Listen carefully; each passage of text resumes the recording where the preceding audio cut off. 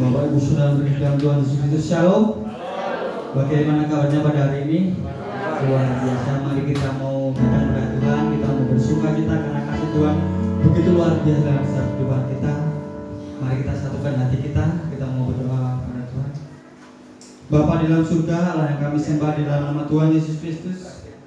Pada sore yang indah ini Tuhan, kami datang kepadamu, kami membawa ucapan syukur kami Bapa. Kami sungguh bersyukur untuk setiap anugerah-Mu yang begitu besar dalam kehidupan kami Bapa. Tiba saatnya kami Tuhan untuk kami beribadah kepadamu. Engkau berkati setiap kami Bapa. Engkau berkati ibadah kami dari awal, pertengahan, dan akhirnya nanti Bapa. Biarlah kuasa Roh Kudus-Mu turun atas setiap kami Bapa, melawat setiap kami, memberkati setiap kami Bapa. Terima kasih Bapa, di dalam nama Tuhan Yesus Kristus kami siap untuk memulai ibadah pada sore hari ini. Haleluya. Amin. Saya undang Bapak Ibu sudah bangkit berdiri. Kita mau bersukacita, kita mau datang kepada Tuhan dengan hati yang bersyukur. Bersyukurlah kepada Tuhan.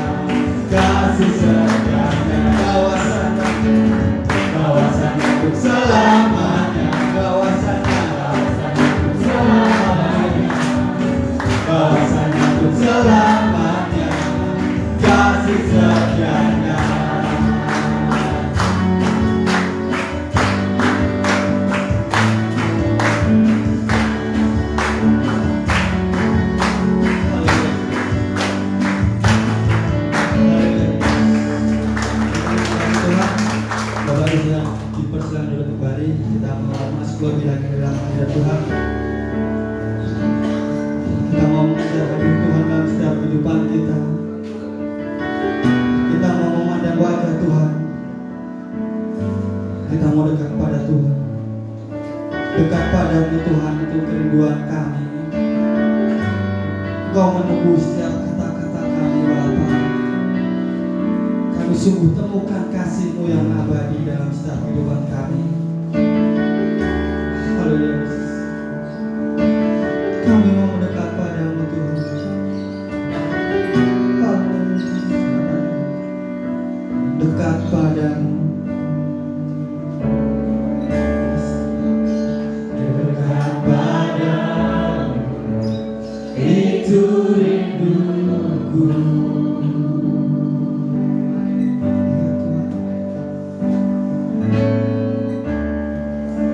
Setiap kataku Kau pun menunggu.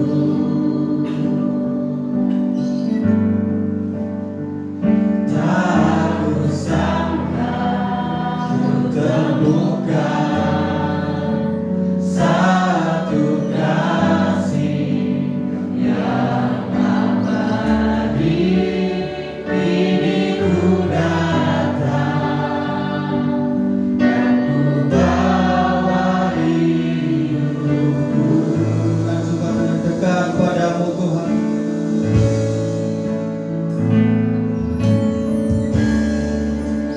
Dekat padamu itu rinduku. Setiap kata kami Kau menunggu Tuhan. Setiap kataku Kau pun menunggu.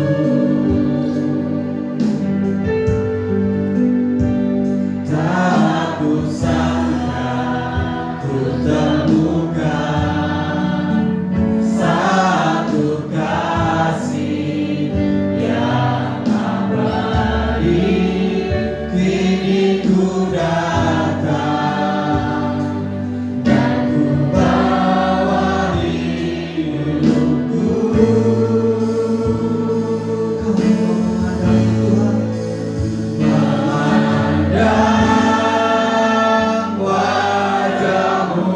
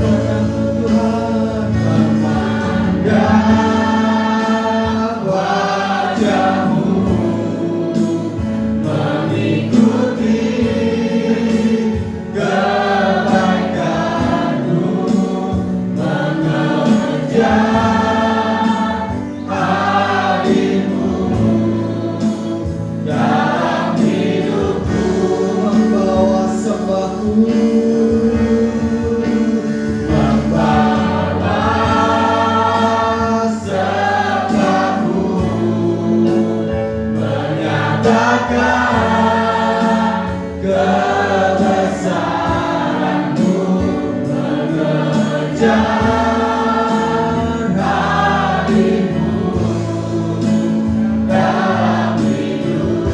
Silakan memandang-Mu Tuhan, aku suka memandang wajah-Mu Tuhan, dan wajah-Mu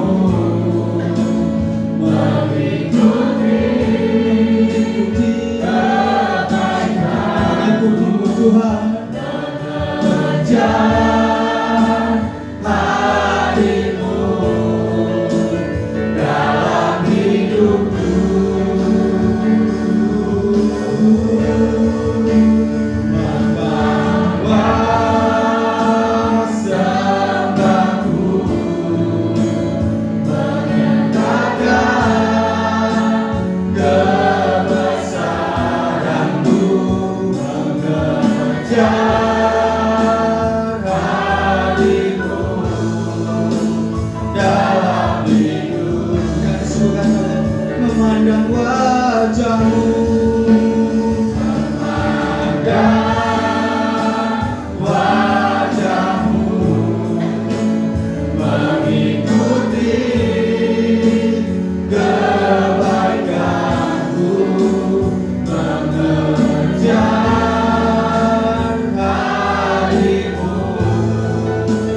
dalam hidupku, membawa sembah-Mu,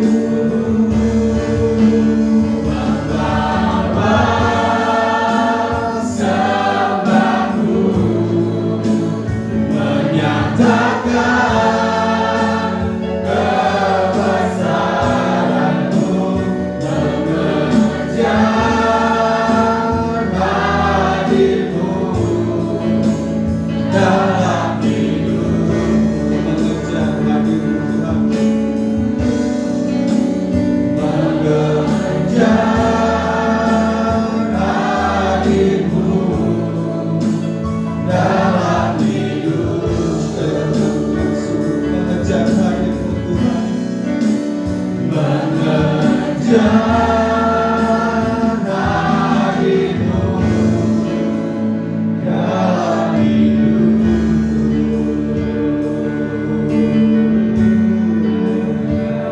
Haleluya Yesus, haleluya Yesus, Engkau baik Tuhan, Engkau layak kami sembah, kami tinggikan Engkau Yesus, Engkau segalanya. Hati kami sungguh bersyukur. Haleluya, terima kasih Yesus. Segala puji hormat bagi-Mu Tuhan, kemuliaan hanya bagi-Mu Yesus. Engkau layak kami sembah, layak kami tinggikan. Segala puji hormat bagi-Mu Tuhan. Yesus, kami mau dekat padamu Yesus. Hati kami sungguh bersyukur ya Bapa, hati kami sungguh bersyukur Yesus. Kami bawa sembah kami kepada-Mu Tuhan. Haleluya Yesus. Kami mau memandang wajah-Mu Tuhan, kami mau lebih lagi dalam hadirat-Mu Tuhan.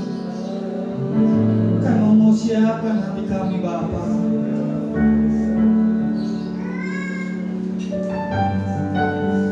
Kami seperti rusa yang haus Tuhan, rindu aliran sungai-Mu Bapa. Hanya Engkau Yesus pribadi yang mengenal hati kami. Tiada yang tersembunyi bagi-Mu Tuhan. Seluruh isi hati kami Engkau tahu Bapa. Kami mau siap siapkan hati kami untuk kebenaran firman-Mu Bapa. Kami lebih dekat padamu. Seperti rusa yang haus, rindu aliran sungai. Mari kita mengatakan dengan sungguh. Haleluya.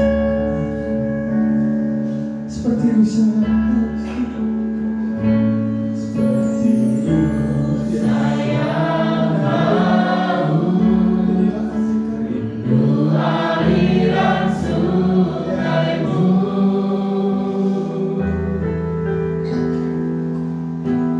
Hatiku tak tahan menunggu, bagaikan padang besar,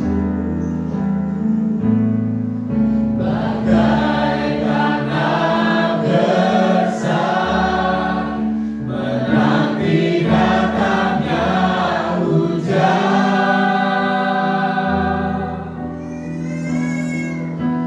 Begitu pun jiwaku,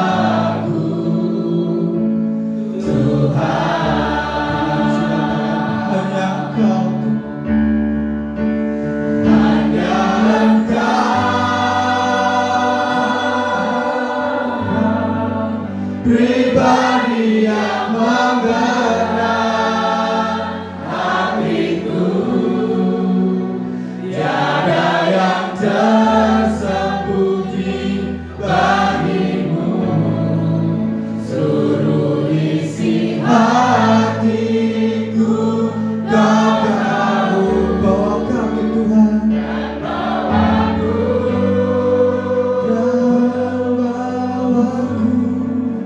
untuk lebih dekat lagi padamu, tinggal dalam indahnya dekapan kasih-Mu. Ya Yesus, mari kita dengan sungguh seperti rusa yang haus, seperti rusa yang haus, rindu aliran sungai-Mu.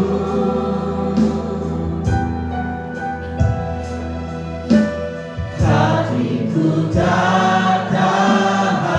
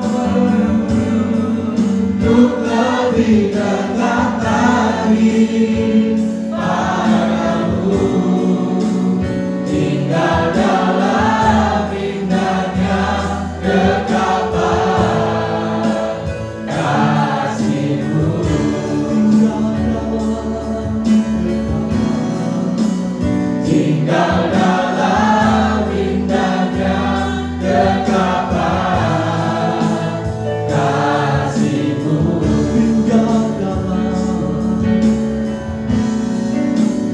tinggal dalam indahnya kekapan kasih-Mu. Sungguh Tuhan, ini yang menjadi kerinduan kami, karena hanya Engkau yang mengerti seluruh hati kami Tuhan.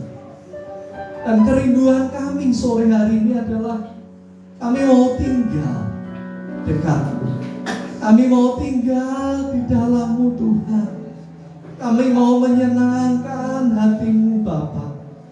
Karena itu Tuhan, tuntun hidup kami. Karena itu Tuhan, bentuk kami, sehingga hari lepas hari kami semakin menyenangkan Engkau. Bahkan Allah Roh Kudus penuhi hidup kami. Kami gersang tanpa Tuhan, kami tidak mampu tanpa Tuhan. Kami butuh Roh-Mu Tuhan. Kami perlu pengurapan-Mu Roh Kudus. Saat ini Tuhan, sampaikan apa yang menjadi isi hati. Hamba-Mu berserah penuh, biarlah kuat kuasa-Mu yang melakukannya dalam setiap kami. Dan biarlah firman hari ini boleh menjadi jawaban buat setiap kami. Dalam nama Tuhan Yesus Kristus, kami siap menyambut firman-Mu. Mari yang percaya saudara, kita katakan bersama-sama, amin. Puji nama Tuhan, silakan duduk. Boleh kita berikan tepuk tangan buat Tuhan Yesus kita yang dahsyat. Puji Tuhan, Bapak Ibu Saudara, saya sini boleh kembali melayani Bapak Ibu Saudara sore hari ini. Terima kasih Abah untuk kesempatan melayani sore hari ini. Sore ini saya ajak putri saya yang nomor 2 Saudara, karena tadi siang ketika istirahat lalu siap-siap mau berangkat, tiba-tiba kepala bagian belakang saya itu pusing sekali ya. Sehat tapi tiba-tiba lehernya kencang dan kepalanya pusing. Lalu saya berkata, kamu temani papa pelayanan gitu supaya bisa mendampingi. Tapi saya bersyukur ya, justru lewat kepala pusing bisa melayani bersama-sama. Amin. Nah, hari ini judul firman yang saya mau bagikan adalah yang tulus, yang berjalan mulus. Berapa banyak yang rindu hidupnya berjalan mulus? Berapa banyak yang rindu hidupnya lancar-lancar dan diberkati Tuhan? Boleh angkat tangannya? Nah, mari kita renungkan firman Tuhan hari ini bersama-sama. Nah, saudara, firman Tuhan hari ini itu saya ambil sebetulnya dari kisah yang dialami oleh Rasul Paulus. Pada perjalanan misi yang kedua, Rasul Paulus itu mendirikan satu jemaat, yaitu jemaat di Korintus. Tapi kemudian karena dia harus melayani di tempat lain, maka dia tinggalkan jemaat itu. Nah, puji Tuhan, jemaat di Korintus itu maju, bertumbuh dengan pesat. Tapi sayangnya, di mana ada Tuhan bekerja, di situ iblis juga bekerja. Ternyata ada guru-guru palsu yang masuk ke jemaat dan mengajarkan Paulus itu jangan dipercaya, Paulus itu sesat, Paulus itu bicaranya salah ya. Paulus itu sombong loh, gak memperhatikan kalian. Bahkan akhirnya ada beberapa orang di antara jemaat yang mereka terus hidup dalam dosa. Mereka terus melakukan apa yang jahat di mata Tuhan. Mereka memandang rendah Rasul Paulus. Nah, ketika mendengar kabar itu, saudaraku, Rasul Paulus pokoknya di hatinya gak damai sejahtera. Dia ingin meluruskan apa yang salah yang dipikirkan oleh jemaat pada waktu itu. Nah, sore hari ini kita akan belajar, saudara. Kita akan renungkan firman Tuhan.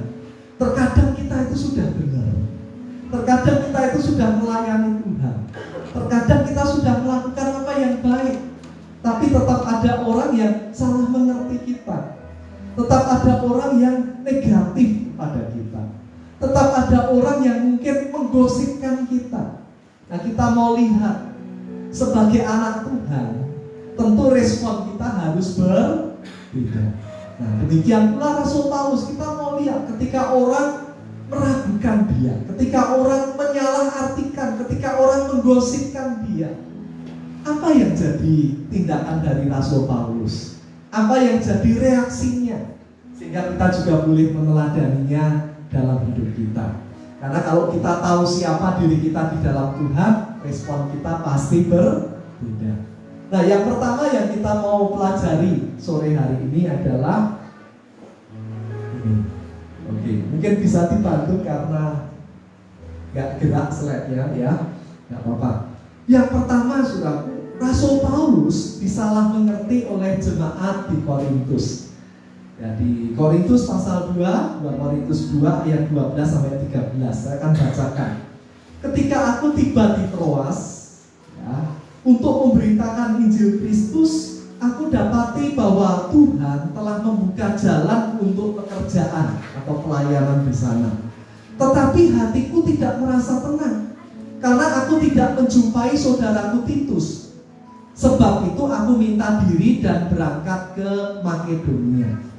Nah, saudara, ternyata ketika kita derek Gusti Yesus, ketika kita melayani Tuhan, itu tidak selalu jalannya mulus. Walaupun pada akhirnya Tuhan akan sertai kita sehingga jalan kita mulus. Tapi dalam pelayanan, sekalipun kita sudah melakukan yang baik, kadang ada kemenangan, tapi kadang juga kita mengalami hal-hal yang tidak menyenangkan. Nah, Rasul Paulus satu sisi bersuka cita karena pelayanannya di Troas mengalami kemajuan. Tapi di sisi yang lain ternyata saudara yang dikasihinya, anak rohaninya yaitu Titus, ternyata hilang. Dan gak tahu apa yang terjadi. Mungkin dia dianiaya, mungkin ditangkap oleh orang-orang yang tidak suka, mungkin dia berhalangan dan lain sebagainya. Itu membuat Rasul Paulus khawatir. Belum lagi dia mendengar kabar bahwa jemaat di Korintus itu negatif thinking kepadanya. Nah, tapi puji Tuhan, saudaraku, apa yang kita bisa renungkan dari sini? Ternyata sekalipun kita melayani Tuhan, tidak semua orang akan berespon positif. Ketika kita sudah berbuat baik, tidak semua orang akan baik pada kita. Walaupun kita anak Tuhan, tapi bukan berarti dalam hidup ini tanpa tantangan. Sekalipun kita anak Tuhan, seringkali kita juga menghadapi tantangan. Sekalipun kita sudah melayani Tuhan dengan hati yang tulus, kadang juga menghadapi hambatan. Tapi sore hari ini kita belajar dari Rasul Paulus. Rasul Paulus tidak menetapkan hatinya berdasar apa kata orang. Kalau orang berkata positif, dia gembira. Kalau orang berkata negatif, dia susah. Tidak begitu, saudara.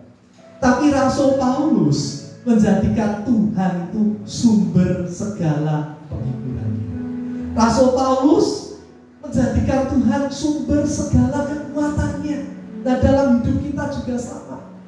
Kalau saudara hidupnya bergantung apa kata orang, nanti kalau yang memuji di Facebook banyak, ya ini sambil ada yang nonton ibadah jemaat yang beribadah di rumah juga. Kalau saudara punya Facebook yang like banyak, kita haleluya. Tapi kalau satu orang berkata negatif di Facebook kita, wah kita ngopro, kita putus asa, kita semangat, kita patah semangat, kita sedih hati. Itu kalau hidup kita berdasar apa kata orang. Tapi dalam hidup ini, saudaraku, biarlah hidup kita itu ditentukan apa kata Tuhan. Amin, Bapak Ibu Saudara. Pelayanan kita jangan ingin dilihat oleh manusia. Waktu dipuji, kita haleluya, kita bersuka cita. Tapi bagaimana ketika pelayanan kita ternyata ada yang gak suka, mengata-ngatai, menjelek-jelekan? Kita kalau mendengar apa kata orang, iman kita naik, akan turun, naik lagi, turun lagi. Tapi kalau kita menetapkan pelayanan kita itu berdasar apa kata Tuhan, maka kita akan selalu bersemangat dalam pelayanan. Maka kita akan selalu termotivasi dalam pelayanan. Maka kita akan selalu bersuka cita. Karena apapun kata orang, Tuhan yang melihat kita, Tuhan yang menilai kita. Sore hari ini kalau Bapak Ibu Saudara hadir, nah ini aplikasinya ya. Kalau saudara hadir, Pak, saya ini sudah melayani loh Pak, saya sudah melakukan yang baik loh Pak, saya sudah meresponi tetangga dengan baik loh Pak. tapi kok malah terimanya nggak baik, Pak. Tapi kok balasannya malah nggak baik. Sore hari ini tenang, karena penilaian yang benar itu dari Tuhan. Rasul Paulus pun sempat dinilai salah, tapi bersyukurlah karena ada Allah yang membela kita. Bersyukurlah ada Allah yang senantiasa menghibur kita. Ada Allah yang perkataannya selalu positif terhadap hidup kita. Berapa banyak bersyukur punya Allah yang seperti itu. Berapa banyak yang mau menjadikan Tuhan itu sumber penilaian, sumber penghiburan. Bukan apa kata orang, tapi apa kata Tuhan yang penting. Boleh lambaikan tangannya, boleh berikan tepuk tangan buat Tuhan Yesus kita. Itu yang pertama yang kita bisa renungkan, saudaraku. Lalu yang kedua, di bagian kedua yang kita bisa renungkan adalah, puji Tuhan, Rasul Paulus ketika mengalami perkataan yang tidak baik dari orang lain, fokusnya bukan pada kata orang, fokusnya bukan pada persoalan, fokusnya bukan pada kesulitan hidup, tapi fokusnya adalah kepada Tuhan. Dan dia mengucap syukur. Mari kita baca ayat 14. Ketika semua keadaan negatif itu terjadi, ketika masalah terjadi, apa yang dikatakan Rasul Paulus? Ayat 14 diawali dengan kata-kata tetapi syukur bagi Allah. Nah, hari ini kalau Bapak Ibu mengalami masalah, kalau saudara sekalian mengalami masalah, apa yang pertama keluar dari mulut kita? Apakah mulut kita berkata, aduh sakitku ini gak sembuh-sembuh, aduh tagihan lagi, aduh ini sudah minggu kedua kok uangnya sudah habis ya, aduh orang itu kok ngomong jelek tentang saya. Atau kita berkata, puji Tuhan, terima kasih Tuhan, apapun yang terjadi aku bersyukur kepada Tuhan. Ketika mulut kita berkata yang negatif, tubuh kita akan meresponi, Bapak Ibu.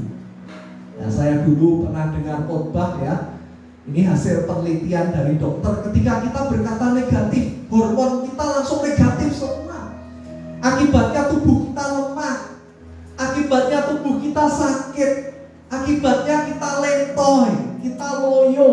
Karena apa yang dikatakan mulut kita itu menentukan tubuh kita.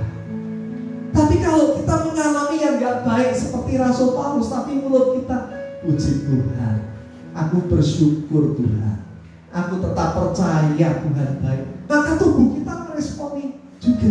Sehingga kita tetap fit, kita tetap sehat, kita tetap bisa semangat, kita terus bisa melayani. Nah, apa yang disyukuri Rasul Paulus? Kita lanjutkan. Yang dalam Kristus membawa kami di jalan kemenangannya. Ternyata kalau derek Gusti Yesus itu mau dikata-katai orang, ngalami yang baik atau yang tidak baik, dapat berkat atau lagi kekurangan. Tapi kalau derek Gusti Yesus, dia menetapkan jalan kita itu selalu di jalan kemenangan. Amin. Masalahnya apa saja? Akhirnya menang. Masalahnya apa saja? Tapi akhirnya lebih dari pemenang. Coba perhatikan Yusuf, saudara. Yusuf dibuang ke sumur, akhirnya perdana menteri. Coba lihat pelayanan Tuhan Yesus. Yesus direndahkan, Yesus disalibkan, tapi akhirnya banyak orang dimenangkan, banyak orang diselamatkan.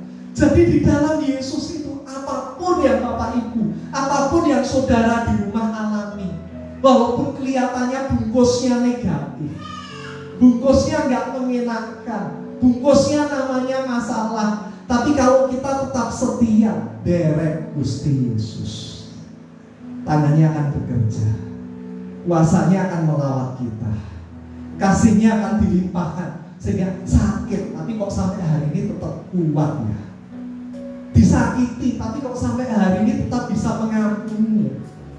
Ngalami kekurangan, tapi kok sampai hari ini cukup terus ya. Itu karena Tuhan selalu membawa kita di jalan kemenangannya, saudara. Nah, ada dua tafsiran, saya nggak akan sampaikan dengan panjang, tapi singkatnya saja, saudara. Ada ahli-ahli yang menafsirkan, oh pawai kemenangan itu gini. Di zaman Romawi, kalau seorang jenderal menang perang, maka waktu dia pulang ke ibu kota, ke kota Roma, dia akan diarak. Jadi sang jenderal itu naik kereta yang kuda putihnya 4, Kemudian dia di belakangnya naik kereta yang terbuat dari gading dilapis emas. Kemudian dimahkotai dengan daun serai. Ya, kalau di sana itu lambang kemenangan, lambang kemuliaan. Lalu di belakangnya saudaraku berjalan para tentaranya.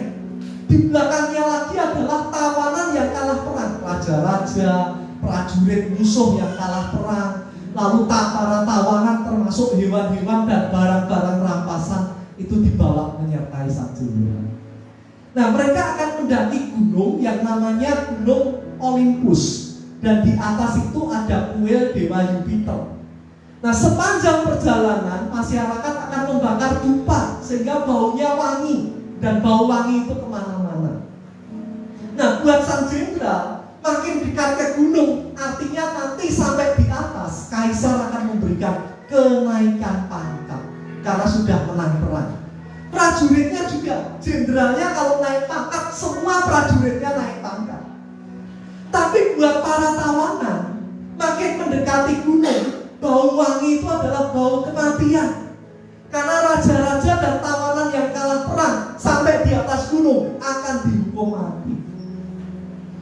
Nah, Rasul Paulus ini bisa ditafsirkan dua. Yang pertama, ketika ada orang menjelek-jelekan kita di bumi ini, ora apa-apa, karena akhirnya kita yang akan dapat mahkota.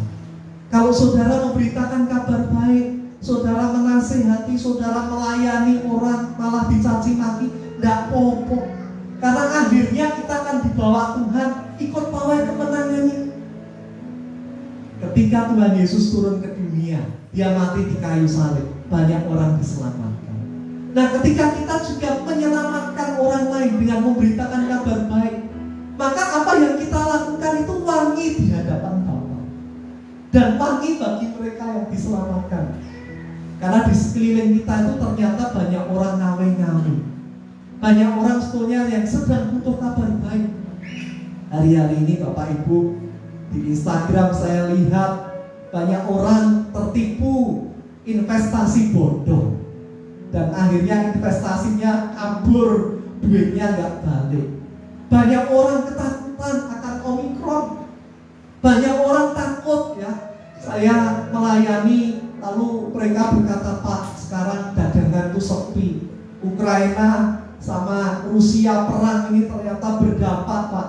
Omikron ini ternyata berdampak, jualan makanan saya nggak laku. Terus bagaimana nanti bayar sekolah anak dan lain sebagainya. Banyak orang tuh yang hari-hari ini butuh dikuatkan. Banyak orang yang hari-hari ini loyo, nggak punya masa depan, takut sudah. Nah, kalau orang di sekitar kita seperti itu, yang dibutuhkan mereka apa? Kabar baik. Ada pengharapan loh di dalam Tuhan. Ayo semangat. Ayo tak dampingi, ayo tak doakan. Nah, kita orang percaya, kita anak-anak Tuhan itu kadang sungkan. Aduh Pak, sungkan memberitakan kabar baik. Padahal di sekitar kita tuh banyak yang butuh kabar baik. Nah Pak, kalau orangnya mau, gak apa-apa. Tapi tetap saudaraku, di sekitar kita ada orang yang, kapan loh ada orang yang menyemangati aku? Kapan ya ada orang yang datang dan mendoakan aku? Kapan ya ada orang yang mengkonseling aku? Kapan ya ada orang yang bisa jadi teman bicara? Itu yang mereka butuhkan. Buat orang yang gak suka ketika saudara datang, itu bau kematian. Tapi buat orang yang sedang letoy, loyo, lesu, saudara datang itu penghiburan, itu bau yang harum. Makanya jangan takut untuk menyampaikan kabar baik. Jangan takut untuk kita mengunjungi dan mendoakan sahabat-sahabat kita. Hari-hari ini banyak orang yang butuh. Nah, ilustrasinya apa? Duren, saudaraku. 2 minggu yang lalu saya melayani di Madiun bersama rektor kami, ya, rektornya STII. Nah, beliau itu ternyata penggemar duren. Nah, kami diajak ke Madiun yang arah ke Ponorogo karena di sana ada durian murah ya, 140.000 atau 120.000 itu dapat 4 gelinding. Lalu belilah rektor saya 8 gelinding, saudara. Dimasukkan ke mobil saya karena kebetulan beliau menurut saya. Kami 3 mobil. Tiba-tiba penumpang di tempat saya pindah semua ke mobil lain karena nggak kuat bau duren, saudara. Tapi saya perhatikan Bapak Rektor karena saya saya nyetir ya dari Madiun sampai Jogja lewat tol. Dia itu masuk tol Madiun sampai di rumahnya dekat STI tidur pules dulu sampai di rumah. Saya nggak tahu tidurnya pingsan karena durian atau tidurnya karena senang durian sehingga yang lain bau durian pusing tapi beliau bisa tidur dengan nyenyak. Nah, durian bagi yang suka bau durian itu harum. Wah, anak saya ketika buka mobil, wah enak bau durian. Tapi anak saya yang lain, wah Pak, baunya menjijikan, pusing Pak bau durian. Nah, kabar baik sama, saudara. Kalau orang ada yang suka durian, ada yang nggak suka durian, apakah berarti bakul itu nggak boleh jualan durian? Tetap boleh kan?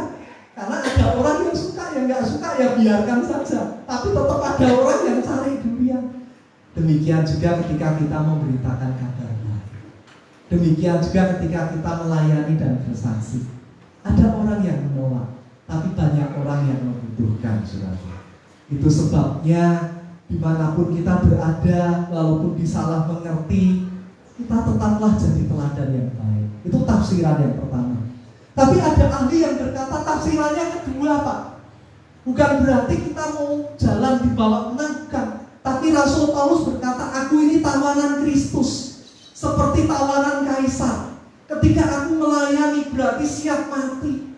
Ketika aku melayani, tawanan itu mau dibunuh, tawanan itu mau diampuni, tawanan itu mau dipenjara, terserah jenderalnya, terserah kaisarnya. Karena posisi tawanan itu kalah perang. Nah, Rasul Paulus menyadari hal itu. Dulu aku ini dibelenggu dosa. Dulu aku ini tawanan dosa. Tapi setelah aku terima Yesus, sekarang aku ini tawanan Yesus Kristus. Nah, lihat ibu pakai baju garis-garis, saya jadi ingat. Dulu kami punya kelompok sel, zaman saya masih remaja. Kami tuh buat kaos kelompok sel yang lain daripada yang lain. Kami buat kaosnya seperti ibu, tapi biru putih, biru putih, biru putih. Terus di belakangnya tulisannya tawanan surgawi dari Tuhan Yesus Kristus. Jadi kita itu sudah ditebus. Kita bukan lagi di bawah dosa, tapi kita sekarang itu tawanan Tuhan Yesus Kristus. Loh Pak, tidak enak toh Pak jadi tawanan, tunggu dulu. Kadang banyak orang tuh tidak mau ikut Yesus karena berpikir, wah ikut Yesus tidak boleh berdosa, ikut Yesus tidak boleh minum-minum lagi, ikut Yesus tidak boleh judi lagi. Nah, buat orang seperti ini, pemberitaan Rasul Paulus itu bau busuk, bau kematian. Apa yang dulu aku boleh bebas, nanti kalau ikut Yesus nggak boleh, ini nggak boleh.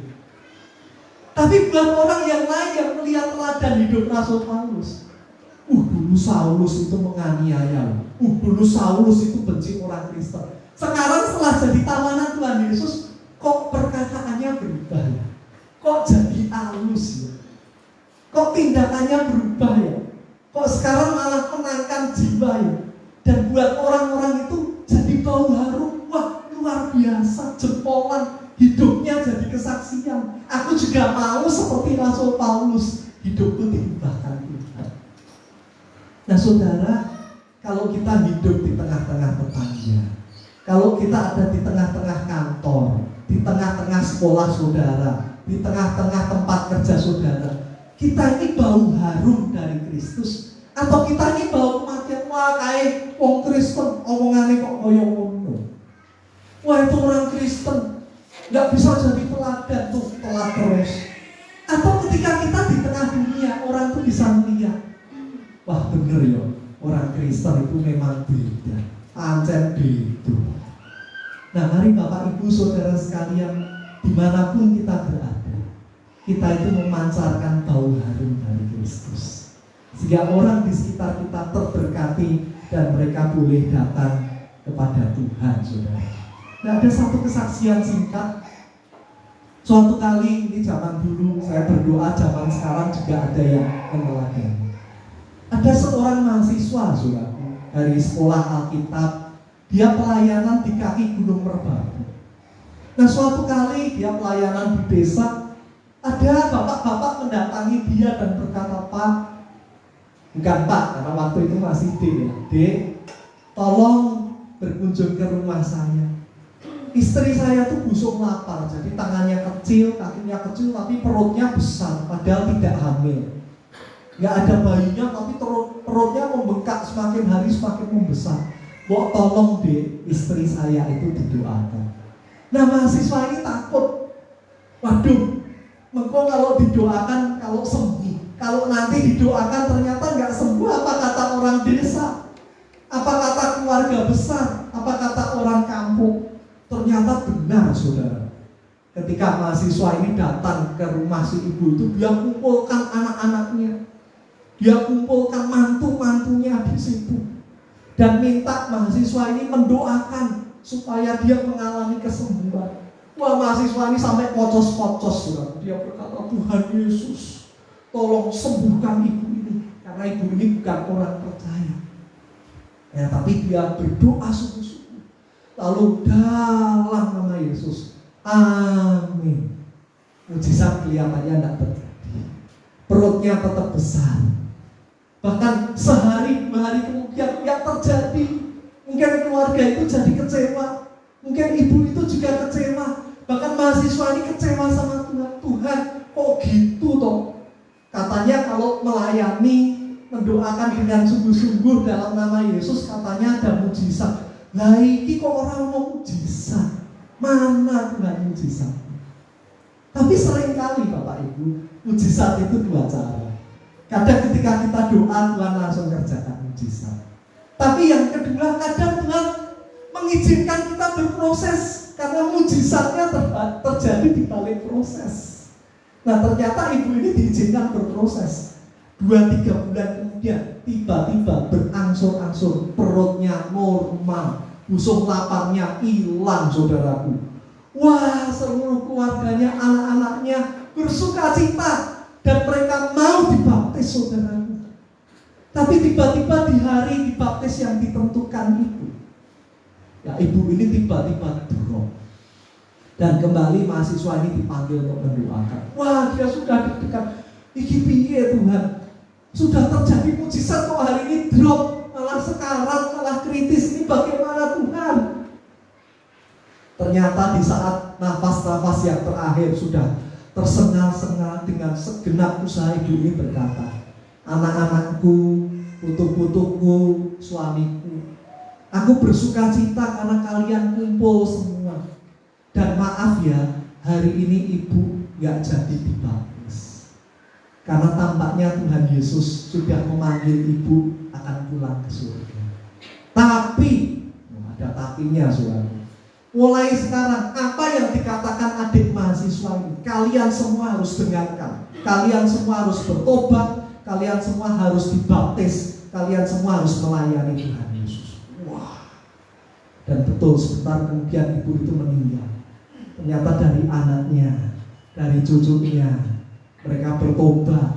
Bahkan satu jadi pendeta. Dan akhirnya rumah mereka di kaki Gunung Merbabu sampai hari ini jadi gereja. Boleh kasih kemuliaan bagi Yesus. Kadang kita takut, saudara. Kadang kita takut untuk memberitakan kabar baik. Kadang kita takut untuk bersaksi. Hasilnya itu urusannya Tuhan.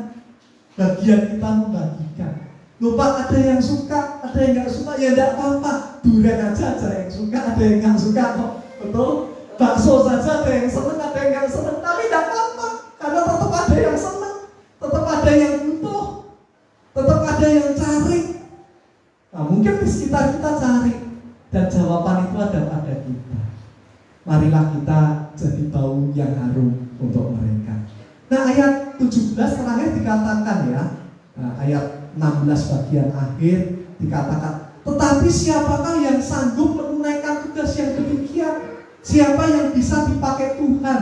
Nah, poin keempat yang terakhir ya, poin keempat yang terakhir, saya lebih cepat dari saya ganti slide-nya, saudara.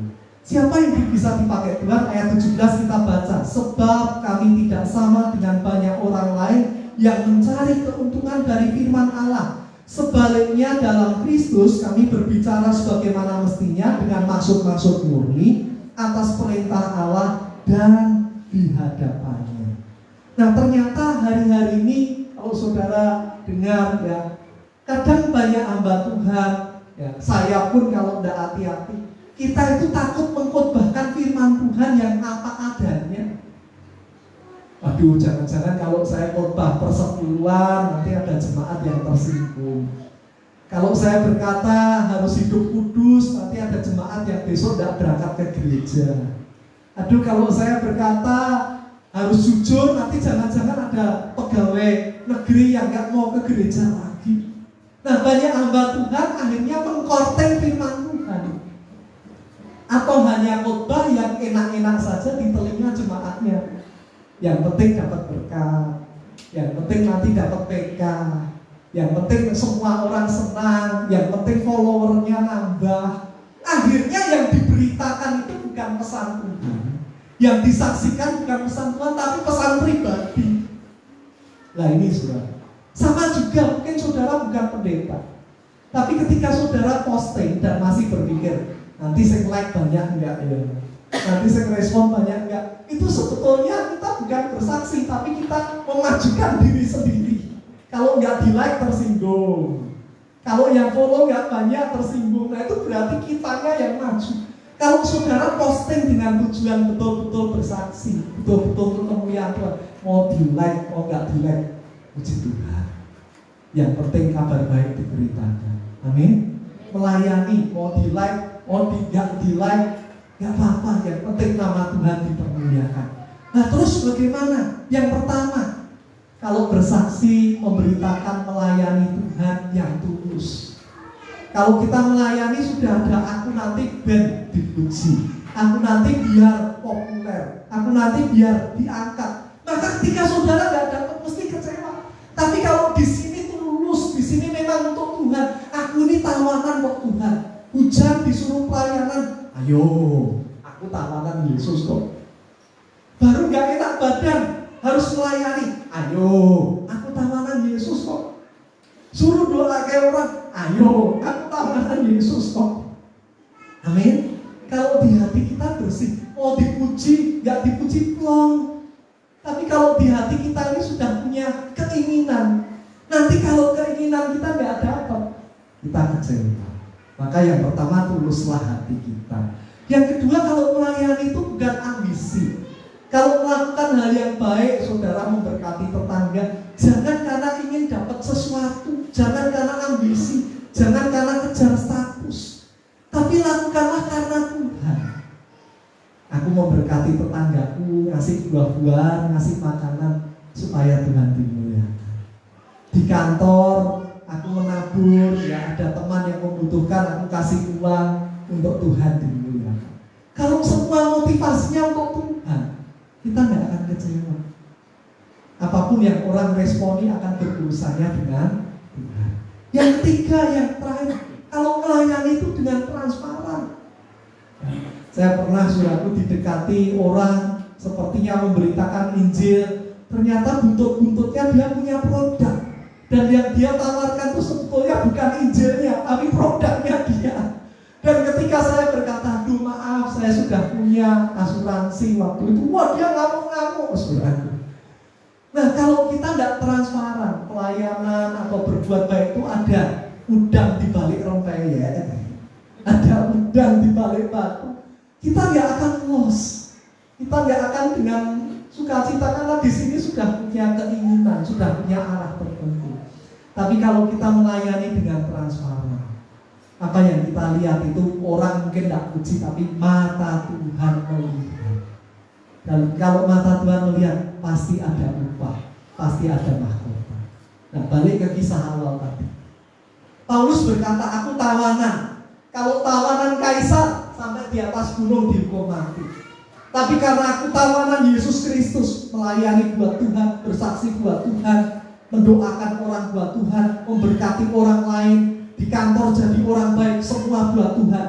Nanti akhirnya, walaupun di dunia kadang dicaci maki, di dunia kadang direspon baik, kadang nggak baik, tapi akhirnya mahkotanya bukan dari kaisar, berkatnya bukan dari dewa Jupiter, tapi berkatnya dari Bapa Raja di atas segala raja. Mahkotanya dari Yesus Kristus, Tuhan di atas segala Tuhan. Akhirnya pasti menang.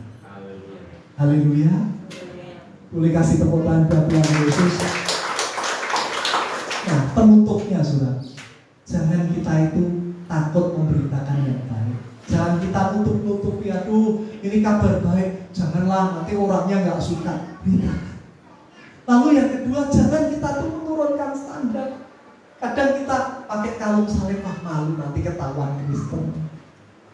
Kadang kita mau keluar bawa Alkitab, malu Alkitabnya diumpetin. Ya. Kadang kita di tengah-tengah kantor kita malu karena kita anak Tuhan. Jangan malu. Justru bau harum kita itu yang dinanti-nantikan. Amin. Jangan malah kita takut dunia. Wah, kalau dunia ngerokok ya wes aku ngerokok, nanti dijauhi. Kalau dunia judi ya wes aku melu judi, nanti enggak dianggap pendeta, sok suci. Jangan. Justru kalau kita berani tampil sebagai anak Tuhan, orang dunia itu hormat. Amin. Kalau saudara takut malah direndahkan, wong Kristen melu ngombe toh. Tapi kalau saudara tegas, saudara jadi teladan, malah mereka selalu, ini hamba Tuhan luar biasa. Ya ada pendeta yang di kampungnya itu banyak pemabuk, saudara. Nah, banyak orang kalau sudah malam takut lewat kampung situ karena banyak yang mabuk.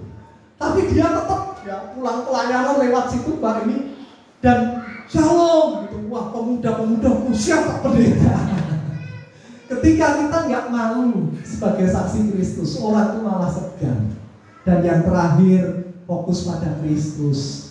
Jangan lihat masalahnya, fokus pada Kristus tadi. Melayani dengan hati yang tulus, transparan ya, maka kita akan dipermuliakan oleh Tuhan. Saya tidak perpanjang firman Tuhan. Bisa kita nyanyi menyenangkanmu, senangkanmu. Mari kita bangkit berdiri.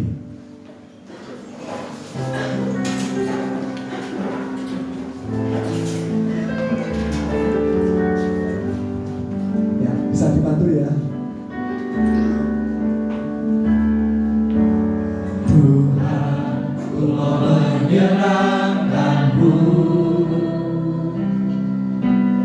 Tuhan, bentuklah hati ini jadi bejana untuk hormat-Mu,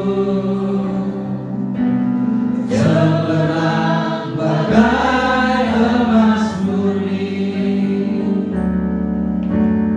Tuhan, ku serahkan hati-Mu, semua ku berikan. Semua ku berikan padamu. Kuduskan Tuhan, kuduskan hingga tulus selalu, agar aku menyenangkanmu. Mari semua pujikan, menyenangkanmu.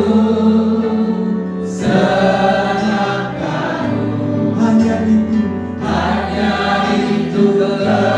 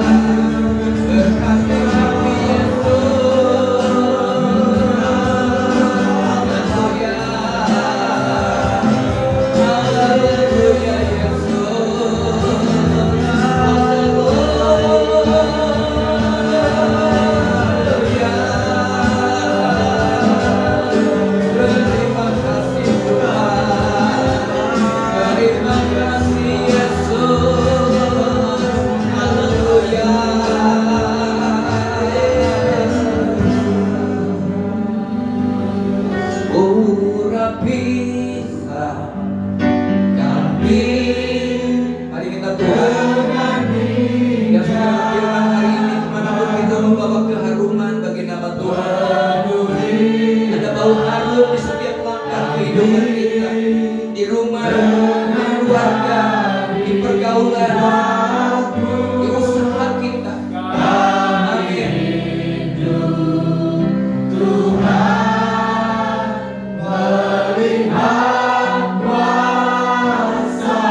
Ya Tuhan Yesus, jadikan pujian ini menjadi doa kita. Roh Kudus pasti memampukan kita. Urapilah kami Tuhan. Urapilah kami dengan minyak baru. Kalau Paulus diubahkan Tuhan, rasul-rasul diubahkan Tuhan, kami percaya hari ini kita diberikan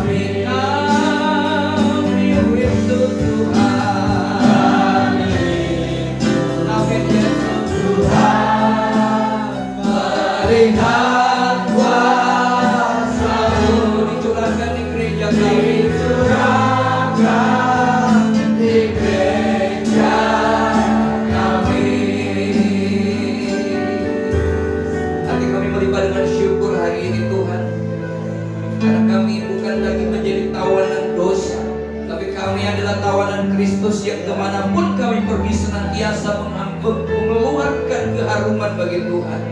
Kami rindu Tuhan, kalau Kau mengubah Saulus menjadi Paulus dengan kesaksian hidup yang begitu dahsyat Tuhan.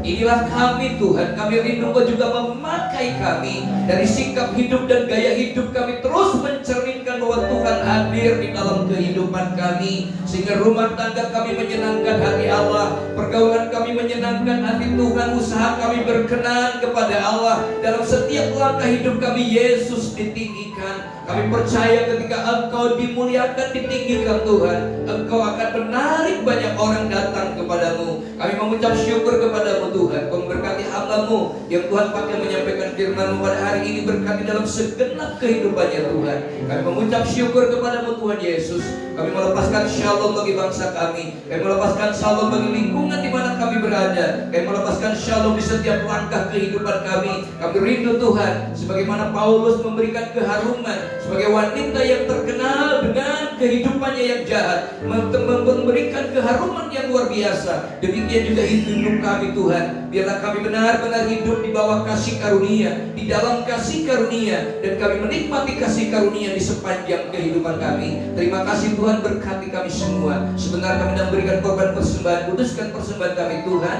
menjadi persembahan yang indah dan berbau harum di hadapan Allah. Kami mengucap syukur kepadamu Tuhan, berkati kami semua, dan kami siap untuk menikmati berkat dari Tuhan. Tuhan memberkati engkau dan melindungi engkau. Tuhan menyinari engkau dengan wajahnya dan memberi engkau kasih karunia. Tuhan menghadapkan wajahnya kepadamu dan memberi engkau damai sejahtera. Mulai sore ini sampai Maranatha, Tuhan Yesus datang yang kedua kali. Yang percaya diberkati Tuhan, sama-sama katakan amin. Berkati kita beri persembahan. Terima kasih Pak Jimmy buat firman-Nya. Saudara, saya akan memberikan bahwa hari Rabu kita tetap ada persetia. Mungkin nanti buat tim pelayan yang kemarin ikut retreat dan yang tidak sempat, akan ada koordinasi. Dan juga saya rindu saudara dukung di dalam doa bahwa perjalanan trip misi ke Gorontalo, Sulawesi, Manado dan Sangir, bahkan sampai ada tambah 2 hari ada KKR di pulau terluar Indonesia di bawah Mindanao. Kita akan ada ke sana yang tadinya hanya 10 hari kemudian menjadi 12 hari. Ya, satu perjalanan yang sangat melelahkan. Sebenarnya ada dari Jogja, Gorontalo hanya 1 malam, pagi harus ke Manado. Manado ada KKR, ada 4 kali penginjilan atau seminar yang Tuhan percayakan, yaitu strategi penginjilan di 4 lokasi, baik di Gorontalo, di Manado, di Sangir, bahkan di pulau terluar. Jadi biarlah ini juga dukung dalam doa mulai hari ini supaya semua boleh dicukupkan Tuhan dan juga menjadi berkat. Kami ada 13 orang tim intinya dan tambah 2 orang dari tim misi. Jadi yang dari luar Jakarta Tuhan percayakan untuk saya bisa ikut bersama-sama. Tuhan Yesus memberkati.